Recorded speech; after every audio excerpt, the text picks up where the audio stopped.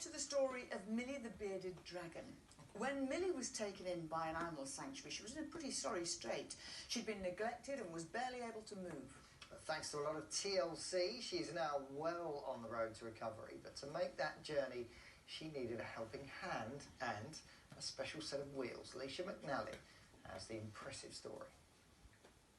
I don't know if you've seen a bearded dragon before, but if you have, you've never seen one quite like this. Meet Millie, whizzing around on a custom-made wheelchair. It's a very welcome sight for staff at the Forever Friends Rescue Centre in Maryport. So this is Millie's wheelchair. It's made out of metal plating, 2 wheels on each side. They've been lifted up so it's a perfect height for her.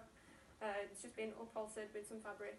It's also got 2 straps, one for her chest and then one for her back legs to keep her secure so she doesn't slip out of it. The pattern definitely suits personality. She's quite outgoing, she really loves people. She's just so sassy, so it really suits personality. And she's been absolutely amazing in it. It's given her so much more strength in her front end and she's just going constantly now.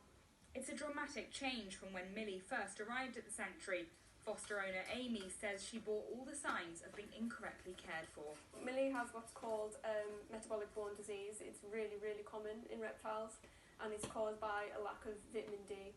And you get the vitamin D obviously in the wild, they bask in the sun all day, every day. That needs replicated in captivity and it's done through UV tubes which are planted at the top of the tank. I'd say she hasn't had the correct lighting. She was completely in this kind of C shape. Her spine was curved all the way around. She was horrendously pale. She had no weight on her. Her head was concaved in from the lack of nutrients. And when we eventually did get her better and she wasn't in any pain anymore, we could see that determination that she wanted to move. She wanted to get about a tank a bit more. To get those wheels in motion, Amy reached out to the local training organisation Gen 2. Apprentice Sarah Lewin built the first prototype.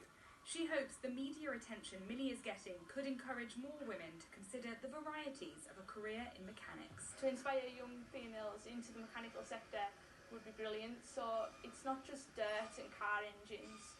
You can actually take something and make it into something more memorable. So being able to manufacture something for a little dragon. So if you could get more females into this trade, we can show them that it really is interesting and it's not just for the men. Millie certainly isn't being held back, but while the wheelchair is a happy ending for her, staff are hoping that Sarah won't have to make more of them. At the end of the day, it's still quite upsetting that she's even have to, end up this way.